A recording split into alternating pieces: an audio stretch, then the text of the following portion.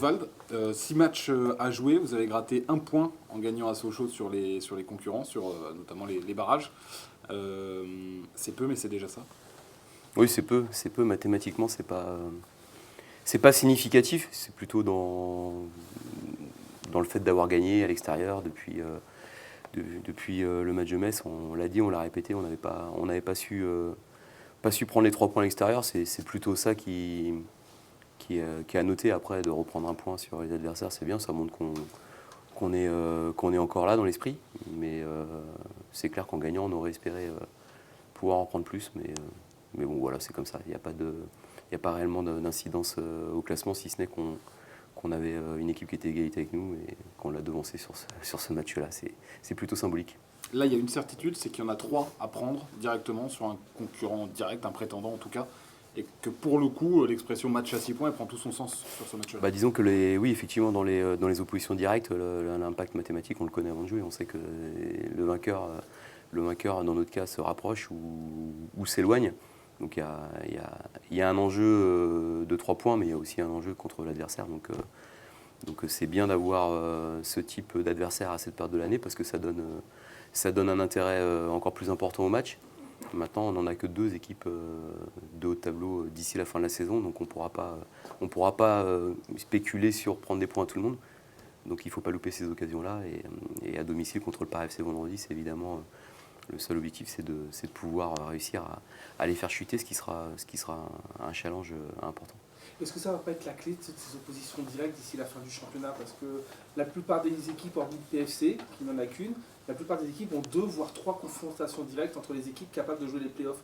Est-ce que c'est pas là que ça peut jouer? Oui, mais en même temps, si tu as le bonheur de gagner vendredi et que tu prends rien dans les matchs qui viennent, et à Auxerre et à Châteauroux, ça n'aura pas d'intérêt. Donc alors ça peut avoir du sens pour les équipes qui sont déjà positionnées en haut et qui vont s'affronter parce qu'elles auront peut-être grâce à ça des droits à l'erreur parce qu'elles ont pris des points avant. Nous concernant, c'est non seulement les oppositions directes, mais je vais dire les 6 matchs qu'il faut réussir.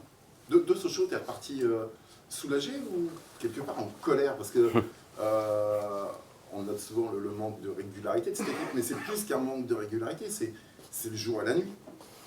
Ah, c'est vrai, quand on voit notre première mi-temps, alors certains diront que c'était contre Sochaux et que c'est une équipe de bas de tableau, mais on avait regardé leur dernier match et contre des équipes de haut de tableau, que ce soit Metz, Troyes ou le PFC, la semaine d'avant, ils avaient accroché ces équipes-là ou battu ces équipes-là et en faisant des matchs qui avaient de la tenue. Donc quel que soit l'adversaire qu'on joue, on sait qu'il y a une difficulté et malheureusement, ce genre de match, on en a trop peu fait à l'extérieur.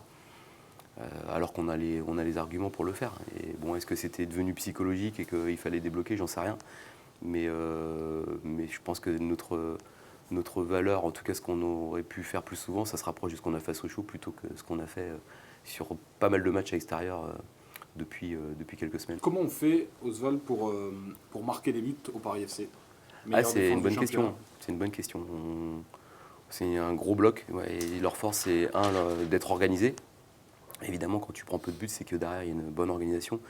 Et puis surtout, ils ont un état d'esprit qui colle bien au fait d'être solides. Ils sont solidaires, ils sont généreux, enthousiastes et ils sont durs à manœuvrer. Et puis en plus, ils n'ont pas cette étiquette d'équipe favorite dans le championnat. Et il y a encore peu de temps, certains étaient surpris de voir le PFC là, mais ce n'est pas une surprise parce que ce qu'ils produisent, ils méritent leur classement. Et puis en plus, sur pas mal de postes, ils ont des joueurs qui font partie de ce qui se fait de très très bien en Ligue 2, dans le secteur défensif, dans les buts, et même offensivement avec des excentrés de qualité, puis une doublette Pitroipa-Wamangukita qui est de haut niveau, donc ils sont à leur place.